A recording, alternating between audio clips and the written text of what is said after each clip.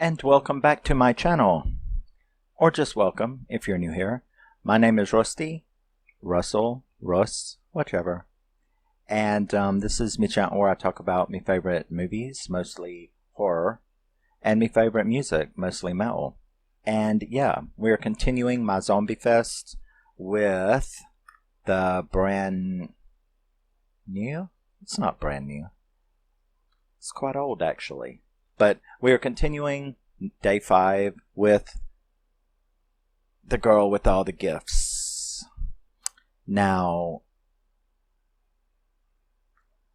as you'll notice, I've sort of picked sort of out of the way for this fest with unique twists, different, I'll get around to the big ones as we get to it. So, The Girl with All the Gifts was released in 2016. It stars Paddy Considine, Glenn Close, and Sennia Nanua. It was written by Carey from the novel, and it was directed by Colm McCarthy. I think it's an absolutely fantastic little movie. And so we are going to talk about it. Now, when this movie starts, like with all movies, right, we don't really know what's going on. But we are in what looks like some kind of cell. And we see this really young girl waking up, and getting dressed. Well, she's already dressed, but getting ready. And we see her sit in this like wheelchair looking thing and strap herself, in. And then the door opens and these armed guards come in and they like act real afraid of her. They strap her into the chair Hannibal Lecter style, like with a headband. I mean, this girl is not moving, so you're immediately like, what the fuck is going on, And we then see them going down the hall, and there are multiple cells, and there are multiple children that are all in the same type of chairs, and they're all being carried towards what we find out is a classroom. They are then put into their individual squares, and I think there's like 20 of them. Something like that, 20, maybe a hair over 20, but it's like that's what they've got in there. So we listen to her, we're introduced to their teacher, Helen, who is the main character of the movie. And she tells them a story about a Greek myth, and you're still kind of wondering what in the fuck is going on. You've got like a classroom full of Hannibal Lecters sitting there. Now, of course, since it's I showed you, so you see the face mask on her. But, so you, of course, when you rent this, it's a zombie movie, so you're like, So, we're shown a little bit more of their lives. She goes back to her cell. Dinner comes and it's live mealworms, and that kind of brings the theory into a little bit more focus, right? You're like, are they zombies? Or this, because they don't look like zombies, So, we are then introduced to Dr. Caldwell. That's Glenn Close. Glenn Close in a zombie movie, right? So we are introduced to Glenn Close, and she plays Dr. Caldwell. She comes up and asks talks to her, and they share little riddles, and she had figured out the one before, so she asks her another one, and writes down, that they are wonderful at mimicry.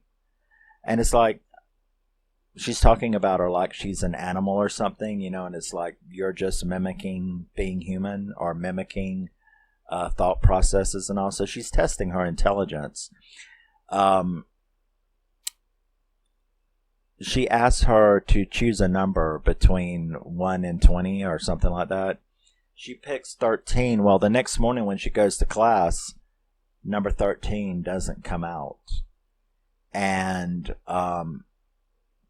you know, she goes through the class then today. Now, later on, she asks her again at a different time, like the next day. She asks, or later on, she asks again.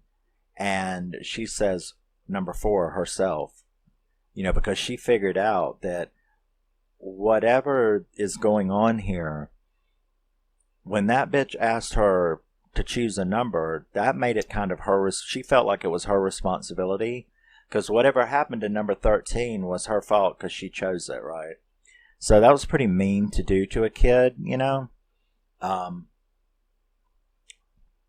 during the next day in class, Helen gets so moved. She asked them all to write a story. And Helen gets so moved by the little story that Melanie writes that she actually goes over there and touches her head and, like, you know, strokes her hair. And man, Sergeant, what's his name? Pike? Or something like that. I don't have it wrote down from the beginning, but anyway, the lead guy, Parks, Sergeant Parks. So Sergeant Parks like just busts open the door and he comes in that classroom and she like jumps away from the little girl and she's like, "Oh, I'm sorry. And he like walks up there and says, "What the hell do you think you're doing?" You know, and he's already been bitching at her about treating them like humans, and so you're kind of like getting more of the picture. So he like gets so angry and he's like, you know, "I think it's time for you to have a lesson." So he walks over and he takes spit and he spits on his arm and he like wipes it off with a towel. And then he walks up to one of the little boys sitting there in the front and like puts his arm like, you know, that far from him. Yeah. That was the creepiest fucking shit, because this little boy like turns and he just like gets rabid, and this thing that they do, it's like chatter. It's like, you know, teeth in Hellraiser. He's doing that, and it's like really. I saw in the special effects that it was done from where the director got the inspiration for this particular aspect of his Zeds, because, you know, every zombie movie, their Zeds are created, and there's lots of different presentations of Zeds, which I like. I like that. This particular thing, which I found really interesting in the special features, was that where he got that from was cats. And I'm a cat lover. I've had cats all my life, and I've never really noticed that. But he saw a video, like a medical documentary video, and it was like cats at the window. And when they see something out there like birds or squirrels or something like that that they would eat, they kind of do that. And that's where he got the idea. It's like the cats will sit there and fantasize about eating that thing that they see. And I'm like, it's very disturbing. Okay, it's very disturbing. These kids doing that. So anyway, that takes care of her lesson and upsets her and stuff. Not to mention it upsets the girl, because remember, these are kids. So he really, you know, shows her that they really are zombies. And in this movie, also like in other movies, the Zeds in this movie are called Hungries. The Hungries. So a turned human is called a Hungry. So that's what they're called in this movie. Now, when that little boy did it, all the other kids in the classroom turned as well, because they started smelling him too. And except for Melanie. Melanie didn't. But she's able to control it. But all the other kids turned, and that's, of course, when we sort of realized that from head to toe, they are covered in this gel that stops them from being able to smell human, to smell, us humans. So that's how they're able to get close to them or be around them without them turning. So we learn that, they are called hybrids. They're not human and they're not fully turned. They're not, like the other human zombies in this movie, the Hungries. They're sort of in between. And they are being studied. This is a military base. They are being studied here. So that's where this movie is set. Now, Caldwell is like, she is really, I started to say she's like really the worst one. And I guess kind of she is, as far as thinking of them as a means to an end, because she's trying to find a cure and she's having to study, dissect, and kill these kids to find to try to find a vaccine or a cure. And that's, of course, going to make her the bad one of this movie. And Helen doesn't like it all and still has, feelings for them. So she still sees them as sort of children, unfortunate children. So she's the good one of this movie as far as, that dynamic goes. So, and Melanie and Parks don't really like each other either at this stage of the movie. So he leaves her in her cell, in her chair, without taking her out. Now, Helen comes along and sees that and tries to talk to her and goes in there to try to get her out of the chair so she can actually go to bed. And she nearly about gets eaten by Melanie. Of course, Melanie struggles and screams at her to get away. Don't, get away from me now, and shut the door. So it's her nature. She can't help it, So, but this Helen woman, she's had to be taught a couple of lessons, about these kids here. So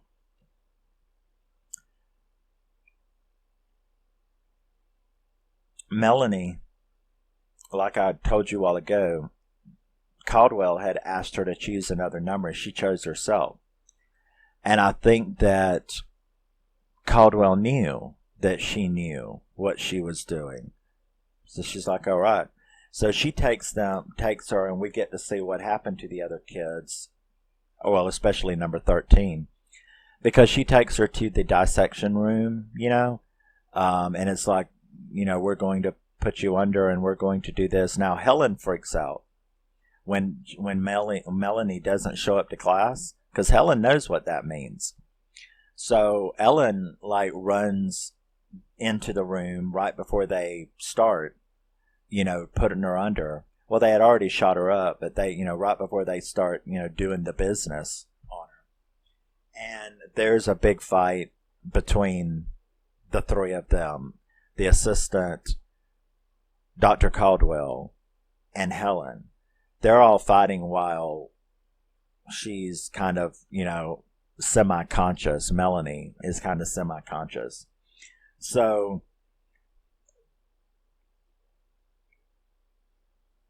they're fighting with the doctor. The doctor is trying to talk to her about how this is what we have to do. The usual conversation, debate that you would imagine would go on. Now, while this fight is going on, this whole place, because during that movement to that medical room, we got to see the outside for the first time. And, that whole little base, well, it's not a little base, but you know what I mean. That whole base is surrounded by a sea of Hungries at the gate, And so while this fight is going on in that medical room,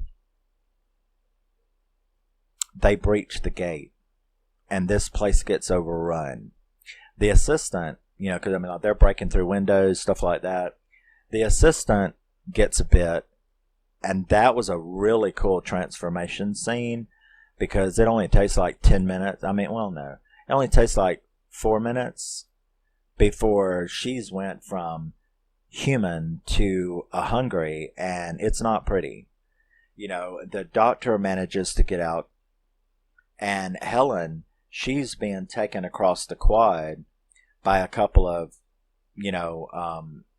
guards that the doctor had called when she had faked her out and injected her. So there's nobody in that room now but Melanie and that assistant. So she's turned, and Melanie manages to get out of her restraints and takes out across the quad, which, you see soldiers being attacked and eaten and turning everywhere, right? This base is lost that quick. It was like hundreds and hundreds of them had attacked the base. So Melanie, not only does she eat she eats a couple to protect Helen. And all of a sudden, Parks and the doctor and Kieran, another soldier, and this there's like a couple other soldiers. They pull up in like a transport, and Helen and the girl Melanie, they all get in it, and they escape. So that base has fallen, and you have the doctor, Helen, Melanie, Sergeant Parks, Kieran, and a couple of other soldiers with them. So what are they going to do? They are going to head south to try to get to where Dr. Caldwell knows one of her mobile labs are. Because as you can imagine, when this apocalypse happened, every major city had these sort of places that were trying to study it, So she knows where there is a place where she has where one of her mobile labs are, and it's on the way to where they're trying to get, which is a place called Beacon, and it's where obviously a lot of survivors are studying this mess. And now, I maybe not have mentioned it, but this is taking place in England and Scotland, and the UK. So they are heading to this place. They escape the base. They stop for water. And that's where you see her wearing that Hannibal mask, to keep her from being able to get a hold of you. Which she can control it really well, so no, she doesn't. She never really tries to attack any of them. So they stop for water, and they're trying to be really quiet. And of course, leave it up to an idiot soldier who hears a bunny rabbit and shoots off around, which of course brings any Zeds in earshot.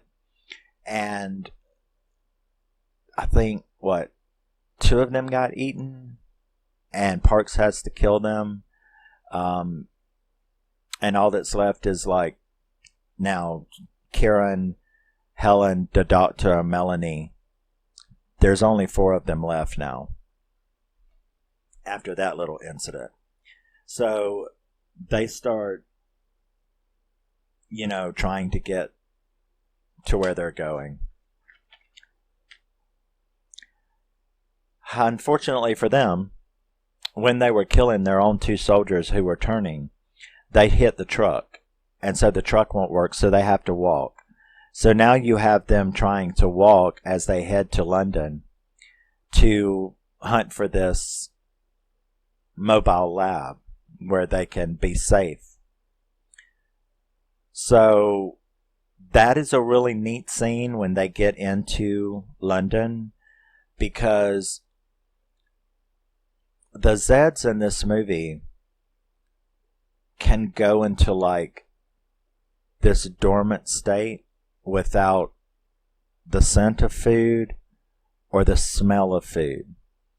So they know that on the way to get where they need to go, there is just no way. We're talking London here, right?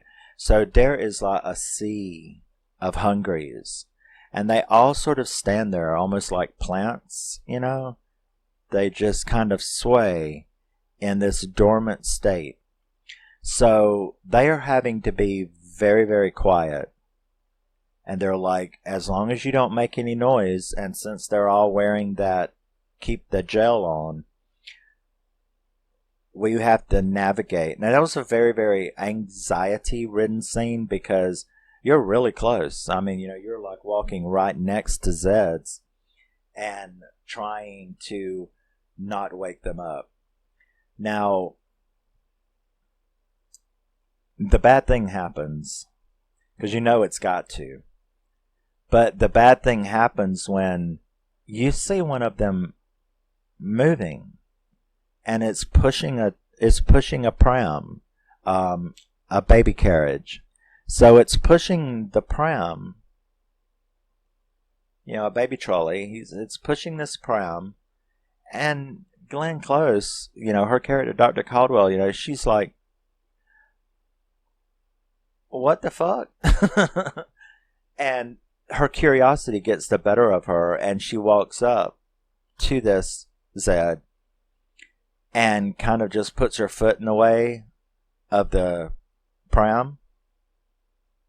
And when she does, it stops. But she sees something moving under that blanket, and you kind of think, oh my God, are they fixing to show a baby hungry? A baby zombie? And when she lifts it up, though, it's a rat eating the insides of a baby. So this was its mother, obviously, and she was obviously pushing the baby when she got infected. And that stayed in her mind even after she became zombified, was to keep pushing the baby. Now this causes Glenn Close to yelp, which is like, oops. Wake, wake, wake, wake. Okay, now we're on a chase. Now, they do manage to finally make it up, down, around this road, up there. They finally make it to a place, popping Zeds along the way, and they're safe for a bit. So they make it to this safe house, or building. So here we see Dr. Caldwell and Melanie are sitting across from each other in the hallway, while Helen, Kieran, and Parks, they search the building to make sure that they're okay, that they're alone in there. Now, Helen does find one chained up, and she shoots it, but they're okay. Now, here is where we get to hear some backstory, and that is that Melanie wants to know from Dr. Caldwell. I mean, she's seen everything now. She's seen the outside for the first time because she's never been outside. She's seen the outside. She's seen the hungries close up. She has seen all of this stuff for the first time in her life, and she has some questions and so do we as the viewers. So she wants to know from Dr. Caldwell, what the hell am I? How come I'm not you? And how come I'm not them? So we get to hear how this occurred. Back when the bases were first, brought together, which would have been years, because this girl's about 10, 11.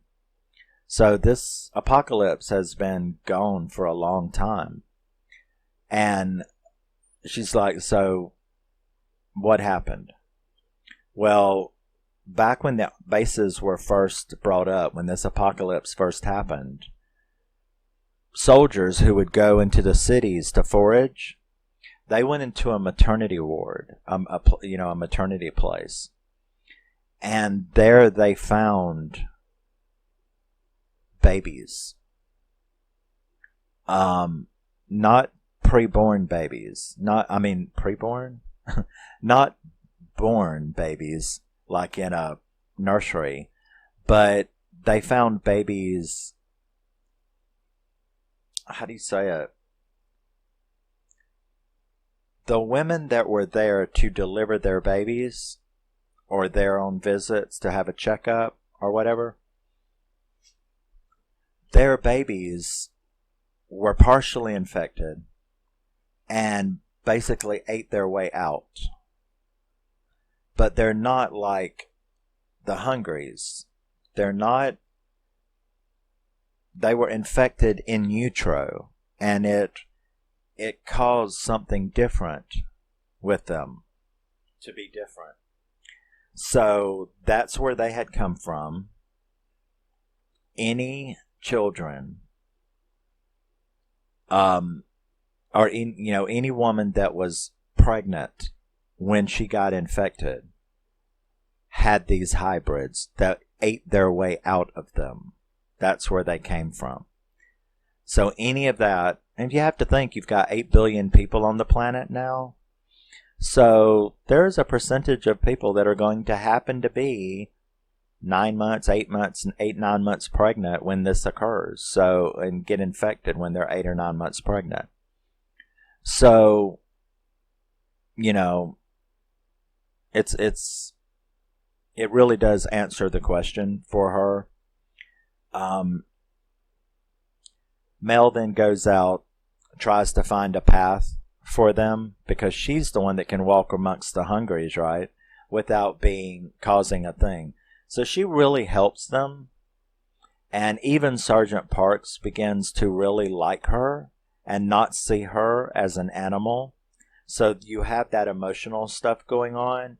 You have Helen, who likes her. You have, even the sergeant likes her now. And Kieran is not afraid of her anymore, really. I mean, they have normal fear, but not like it was. So she does that. And she finds a way through. And as they're leaving town to get closer to that mobile lab, we see this huge tower. We start seeing these things that look like palm trees, but with vines all over them. And they have seed pods. And, they're like, what are these things? And that's when the doctor explains that this virus that caused this is its second form. That's the reason why if you get enough Hungries together, this is what eventually will become of the Hungries. The fungus will come out like vines, and they will grow from the body. They found this huge giant tower that was completely covered in this thing. It's like the fungal tower is what I called it. So when she explained what that was, these seed pods, they're very hard and but they can be released by fire or moisture, So she knows that if this were to occur, it would now be airborne instead of body fluid passed, that this was the virus's way of becoming airborne. So finding the cure was even more important now. So you can imagine, she still has, have you figured it out yet? You know why she's trying to get to this mobile lab, and it's not just for their safety, right? She knows that she can create a vaccine with the brain of Melanie. Now, of course, she's not announcing that motive, but she's not just trying to get to that mobile lab for nothing. She still has an ulterior motive. So, they arrive, they find the place, they arrive, and they get it to work and everything. They can't really get in touch with, the main place, the beacon. They can't really get in touch with it on the radio, but, and the team that was in there, They're gone. We don't know anything about that. Now, it's at this time that we learn that the doctor, who we have noticed has been acting weird, it turns out that that cut that she got on her hand way back when those Zeds attacked them, right when they were going to dissect at the military base, it had become septic, and it was already too late. She was going to die. She was like, I already dosed myself with antibiotics the second we walked in here. It's not going to work. I'm going to die. My body's been poisoned by the sepsis infection. So we get to see Mel go out because she's hungry. So they have to let Melanie go out. And she ends up like finding and eating a cat, which is a pretty gross scene. And it also leads to a funny joke later on, because they're like walking about, they see a big billboard, a big placard, like a billboard. And it's got this woman holding this pretty cat and stuff like that. And she stops and she looks at it, and Helen's behind her. And she's like, oh, it's a pretty kitty. Would you like a cat? And Melanie's like, oh, I've already had one. Like, okay, that was good. I like that. So Melanie comes back from her little hunting trip and tells them that she has located a hybrid pack. She found these, like, it was like 15 kids like her. And she had seen them spot Kieran. Now, Kieran's out there doing reconnaissance trying to find food. So he was trying to find some food to stock up the lab for them to eat.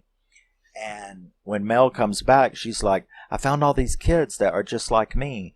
And, they can't talk or anything because they've been feral the whole time, right?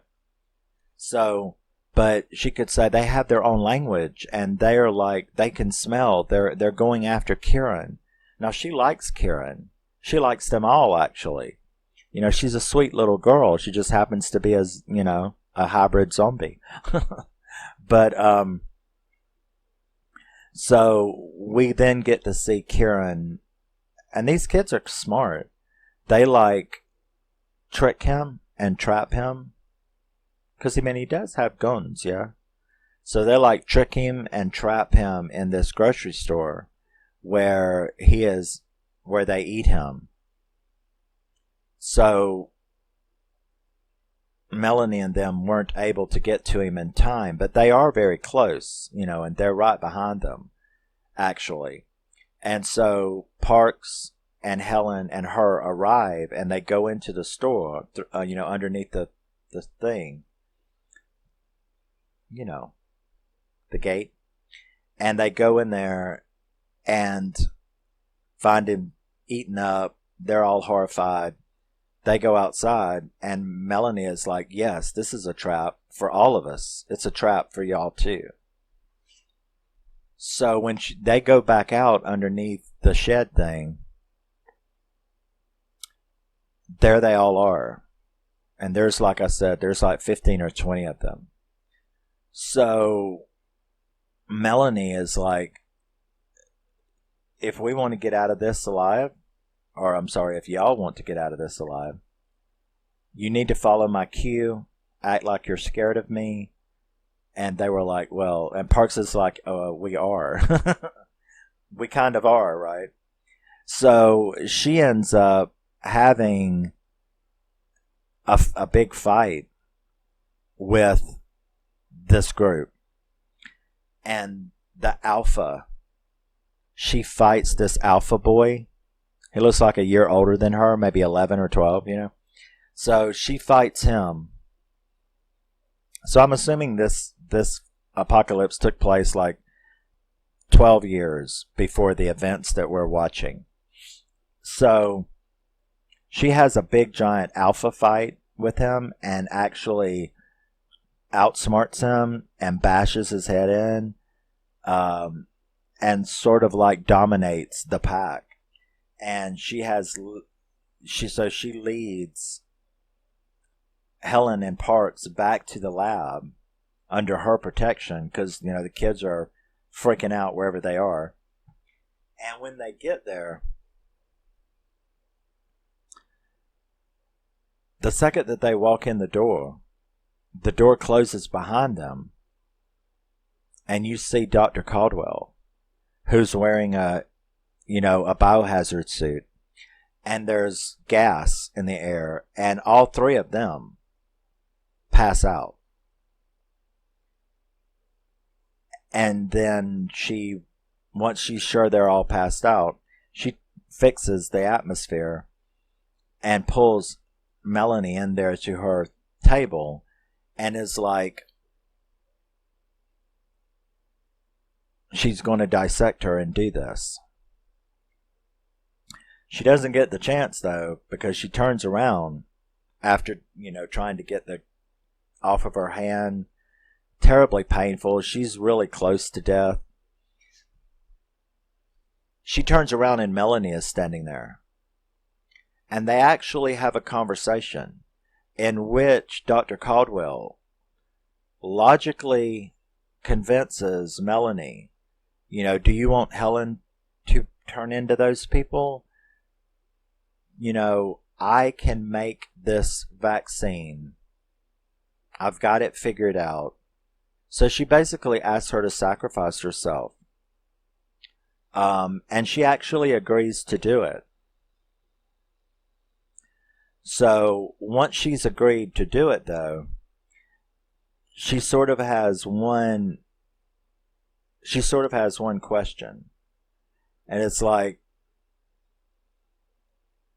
I'll do it then, but I want to know one thing. Are we still the way you made us out to be? Which was an animal. Not capable of thought, not thinking. She's like, she just needed to hear that. That her intelligence wasn't just mimicking. That she was a real thinking individual, not a zombie. So Dr. Caldwell admits that yes, the hybrids were a new species of human being because of this fungus. It's sort of like, this fungus is based on that ant fungus, if you've ever heard of that. There's a real life ant fungus that if it gets on the ant, it actually takes over their nervous system and makes them go to the highest part of the canopy in the Amazon in the jungle, and then they blow up and it spreads their spores, and it's the best way to spread the fungus. That's real. So that's where these Zeds come from. They're based on that thing. So when she tells Melanie that yes, you are intelligent, you're not an animal, you are actually a new species of human being, then that's when Mel just looks at her and says, well, you're not getting the response that you probably thought by saying that, because if that's the case, if we're the new species, how come it's us that have to die and not you? Not y'all, not humans. We can't live together. I don't know. Have they tried? So that's when Melanie turns around and runs out because she knows the doctor is too slow to catch her. And she runs to that tower, the fungus tower, and she sets it on fire, which causes all of the seed pods to bust, which means that now this zombie virus is going to wipe out what's left of humanity if they dare step outside a protected environment. And unfortunately, and this was kind of sad, Parks had come running after her to help her. And, he finds her at that place and it's on fire, at the tower. And she's like, "What are you doing out here? I'm so sorry." But he's already breathed the air, so he's fucked. And he changes. And he begs her to kill him. So she shoots him to keep him from becoming a hungry.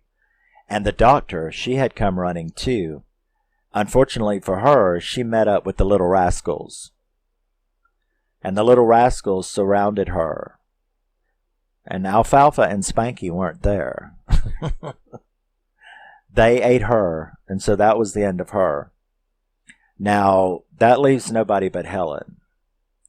So, we then see Helen crying in a bed, and Helen waking up, or laying in the bed, and she's crying.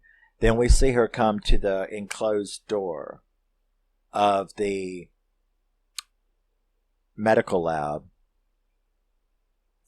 And there's all these little feral kids and these little hybrid kids. And you have Melanie taking a couple of obviously new ones and making them sit down with her dominance. And the rest of them, though, just like her, are like, "Hello, Mrs." So she's taught them how to talk. So obviously this is a while later, and Helen's been stuck in this where she's going to have to live the rest of her life in some kind of forever enclosed environment. And she's a teacher again, and she is teaching these hybrids how to talk. And like I said, the class answered her like back at the beginning of the movie. So obviously that initial pack that she had ran into, they've been domesticated, if you will. And the couple of new ones will be. So they're being taught how to talk. They're being educated by this teacher. So Earth is not ours anymore. Humans are only going to be safe now in a sealed environment. And how's that going to work out? I'd really love to see like a sequel to this, because as long as you have some way to reproduce, the human race could still exist. However, Earth is poison to us now, right? So they could continue the research for a vaccine, maybe?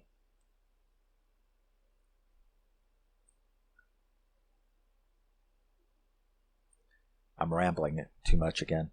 But they could continue the research, How many of us are left? Will it be forever this way, or can these new species of humans live together? Can humans adapt to this new fungus on the planet? I don't know. That's why I'd really like to see, that. So, hybrid Zeds is what owns the world now. We are limited to a sealed environment. So we can never smell fresh air again. And will the hybrids build a new society? Now, of course, Melanie's always going to take care of her, so they'll bring her food and stuff to live in there. But, yeah. And that's the end of the movie. Is them teaching the hybrids, and you're left with those questions about what's going to happen to humanity now that the deed has been done. 8 out of 10. The girl with all the gifts. And I thank you very much for day 5, or stopping by for day 5 of Zombie Fest. And I will see you in the next one. Love you, miss you. Bye-bye. And always remember and never forget, even if you're not a hybrid Zed, you're still a very, very special person, and don't let anyone ever tell you different. 2016, The Girl with All the Gifts. Love it. If you haven't seen it, you really should. It's a great little zombie flick. Or as, bye-bye.